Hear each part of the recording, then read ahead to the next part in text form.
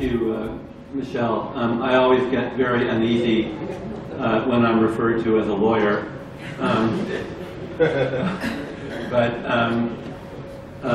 Michelle has asked me to sort of comment on legal aspects of the discussion in regard to the way forward, which is the theme of this session. And as an outsider in ASEAN, unlike my two co-panelists, it's not my place to be telling this room full of ASEAN experts what the way forward is, because you all know much more about your region and its issues than I do. But I would like to just ask some questions that relate to legal aspects of the way forward in regard to the discussions that we've been having over the past 2 days, and in regard to the issues that have been raised this morning in the two excellent presentations that we've had. And I'd like to pick up on three of the many important and interesting concepts that Kawi introduced. The first being a global ASEAN, and sort of what does that mean in terms of the way forward in the area of human rights, a people-centered ASEAN, and a culture of compliance in ASEAN. And I think those are three really key concepts, and they also have resonance in what Professor Carolina also had to say in her remarks. So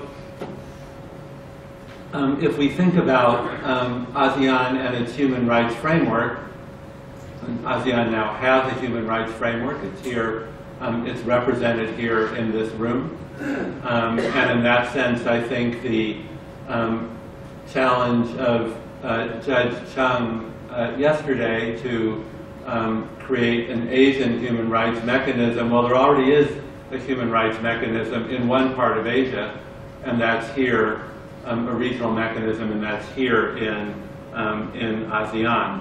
And in that way, ASEAN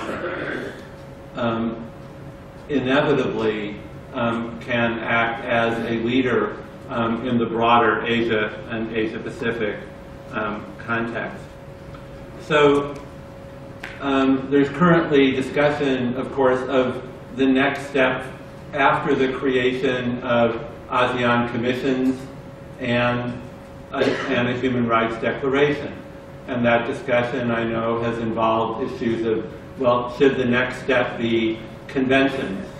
That is, legally binding human rights instruments that ASEAN member states accede to. Now, the idea of regional conventions, I think, and I'm not going to really say, tell you what I think should be done, but just raise some issues. On the one hand, regional conventions represent an important opportunity, and on the other hand, as everyone in this room recognizes, they also bring some risks.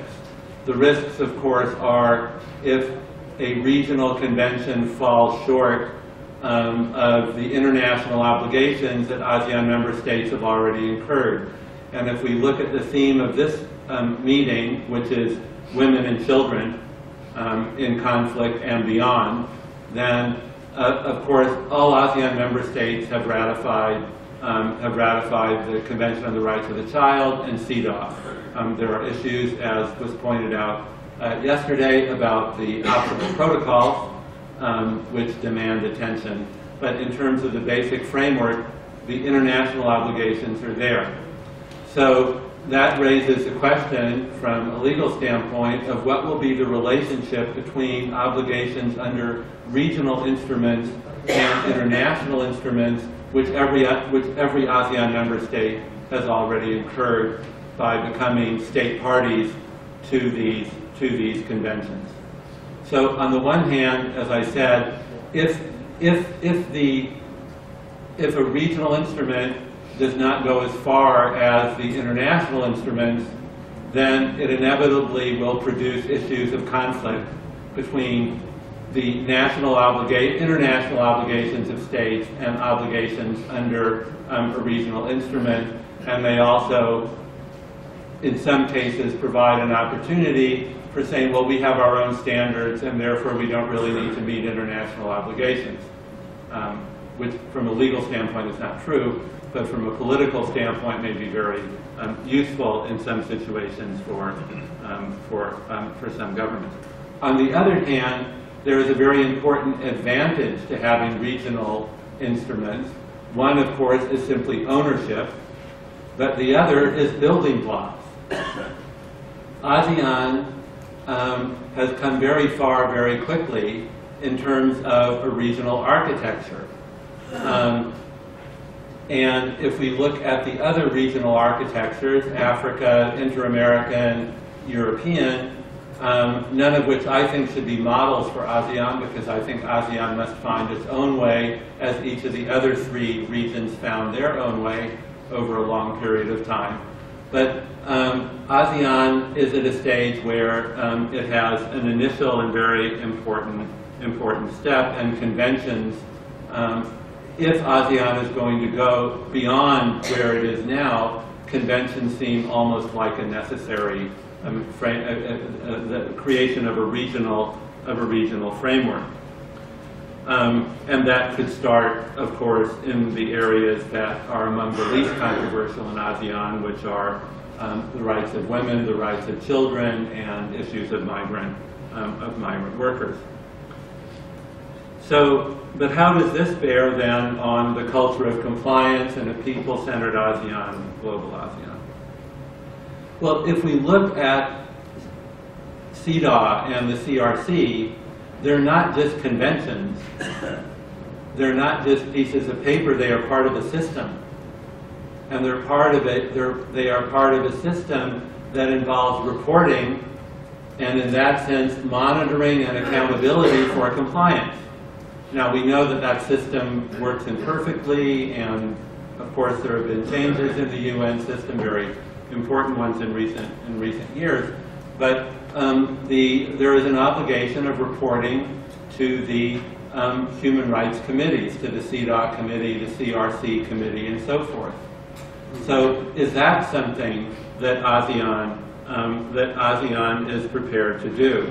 That is, to take the step from the creation of the convention to a structure in which those conventions find their proper place.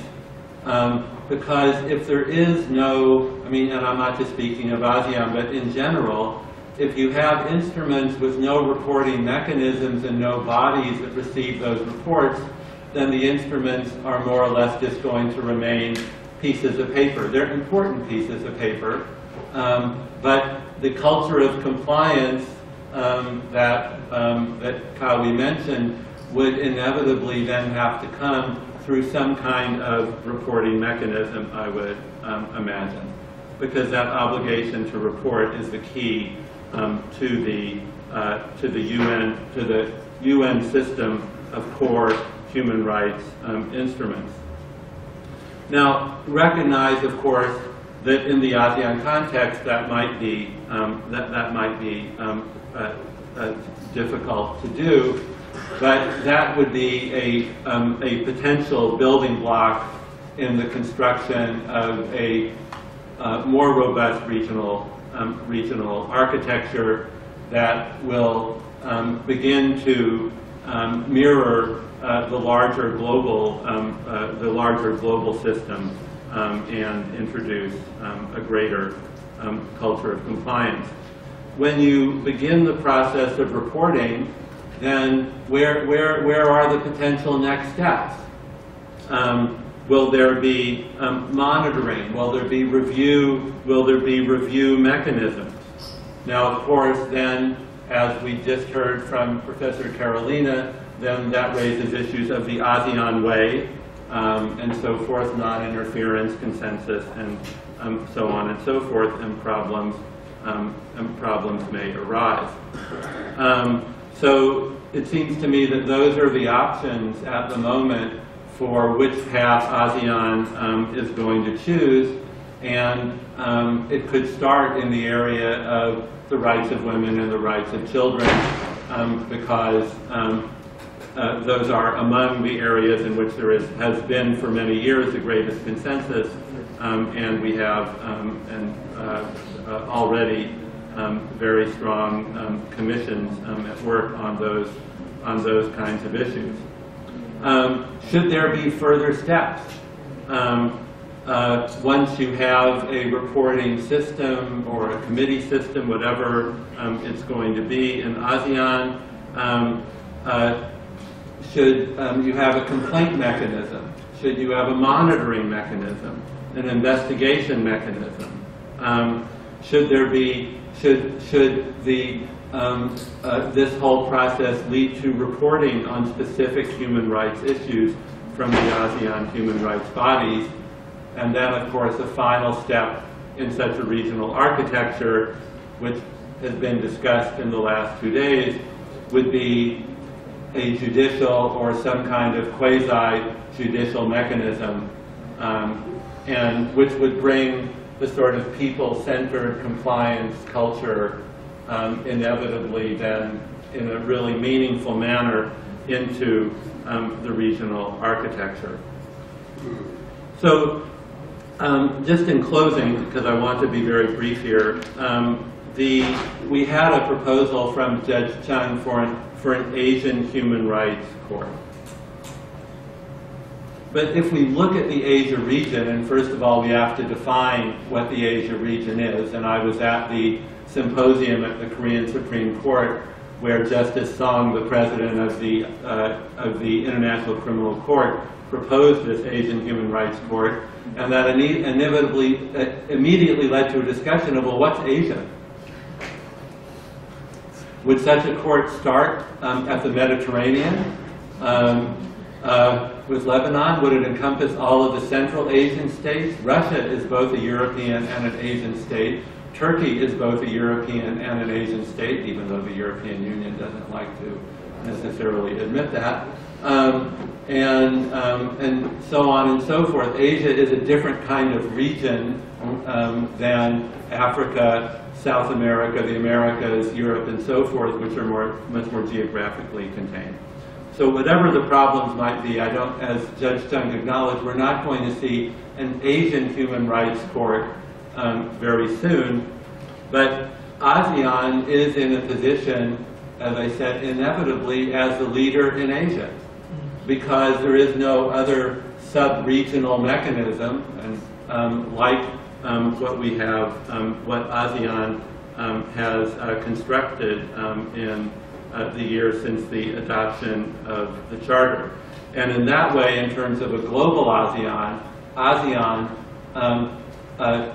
can, it's up to you whether it should, but ASEAN can fulfill that kind of leadership role, both in this Southeast Asian region and beyond, because ASEAN has taken that leading role. And the question is whether or not it's going to move beyond just thinking about its own human rights issues, but also its place on that global stage and in meeting Kali's challenge of becoming a global ASEAN. Thank you.